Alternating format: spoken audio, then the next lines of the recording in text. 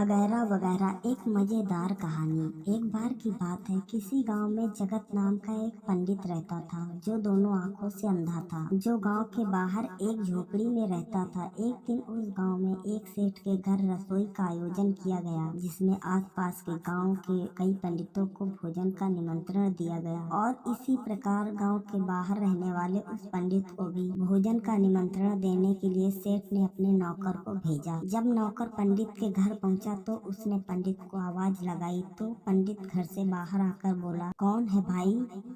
नौकर ने अपना परिचय दिया और कहा कि आज गांव में सेठ के घर एक बड़ी रसोई का आयोजन किया जा रहा है और जिसमें आपको भी भोजन का निमंत्रण भेजा है सेठ जी ने। पंडित, अच्छा, फिर तो मैं जरूर आऊंगा वहाँ। नौकर, हाँ पंडित जी जरूर, आप तैयार रहना, मैं आपको लेने आ जाऊंगा। ऐसा कहकर नौकर जाने लगा। नौकर थोड़ा ही था कि तभी पंडित फिर से बोला, अरे लेकिन ये तो तुमने बताया ही नहीं कि आज खाने में क्या क्या बनाया है। नौकर रुककर बोला, पंडित जी गांव के सेठ जी का प्रोग्राम है, कोई छोटा मोटा आयोजन थोड़े न है, आप चिंता ना करें, सब कुछ बनाया जाएगा खाने में। पंडित, अरे मैंने तो बस ऐसे ही पूछ लिया। नौकर, आप चिंता ना करें, वहाँ सब कुछ मिलेगा खाने को, हलवा पूरी सेव नमकीन मिठाई बर्फी वगैरह वगैरह। पंडित, हाँ हाँ मुझे मालूम था कि ऐसा ही कुछ होगा, मैं वहाँ पहले भी खा चुका हूँ। नौकर के जाने के बाद जगत पंडित मन ही मन सोचने लगा कि यार वो सब तो ठीक है, परंतु ये वगैरह वगैरह क्या है, यह अब भी समझ नहीं आया, यह तो कोई नया पकवान लगता है। इस बार अगर ऐसा है तो तब तो जरूर जाऊंगा, इस बार देखूं तो सही कैसा लगता है ये वगैरह वगैरह। शाम होने पर सेठ का नौकर पंडित जी को खाने पर ले आया और पंडित को एक पंगत में बैठा दिया। पंडित जी की जिज्ञासा अब और ज्यादा बढ़ने लगी कि आज तो मजा आ जाएगा नया पकवान वगैरह वगैरह खाकर। पंडित ये सब सोच ही रहा था कि तभी दोना पत्तल लग गए और भोजन परोसा जाने लगा। अब पंडित की इंद्रियां जाग उठी। जैसे ही पत्तल में कोई पकवान रखा जाता, तपाक से उससे छूकर यह जानने की कोशिश करता कि वह क्या है।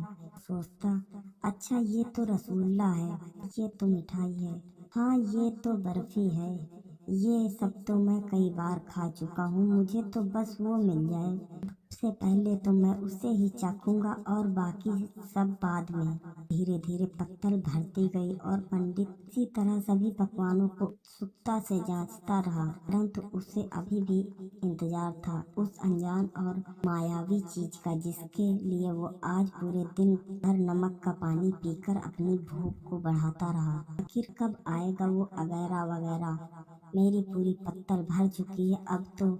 पंडित मन ही मन सोचते हुए अभी किसी की आवाज आई कि भोजन शुरू किया जाए।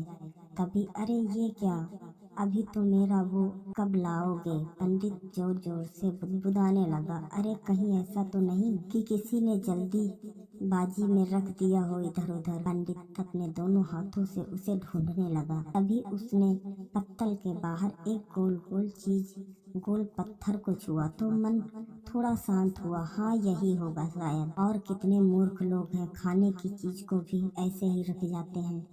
अब पंडित उस गोल चीज को पाकर बहुत खुश था। तभी उसने सोचा कि ये सब व्यंजन तो मैं बाद में खाऊंगा, पहले इसका स्वाद लिया जाए कि लगता कैसा है और कैसा स्वाद है इसका। तभी पंडित ने उस अद्भुत चीज को उठाया और जैसे ही मुंह में दबाया तो अरे ये क्या, इतना भारी और कठोर। पंडित ने फिर जोर से दांतों में दबाया तो इस बार मुंह से जोरदार आह निकल पड़ी। अरे भगवान, कितना सूखा हुआ है ये, कैसे खाया जाए इसे? इसे तो दांतों से तोड़ना भी मुश्किल है, अब क्या करें इसका? अभी पंडित को एक उपाय सूझा, लगता है कि इसे फोड़ना पड़ेगा, हो सकता है कि के अंदर कोई गुठली जैसा आइटम निकले। पंडित को लगा कि सामने कोई दीवार है और शायद उससे टकराने पर उसका वो वगैरह वगैरह फूट जाए। और तभी उसने आओ देखा न था और सामने दीवार समझकर दे मारा जोर से कि तभी सामने से किसी के जोर से चिल्लाने की आवाज आई, आह फूट गया रे मेरा तो।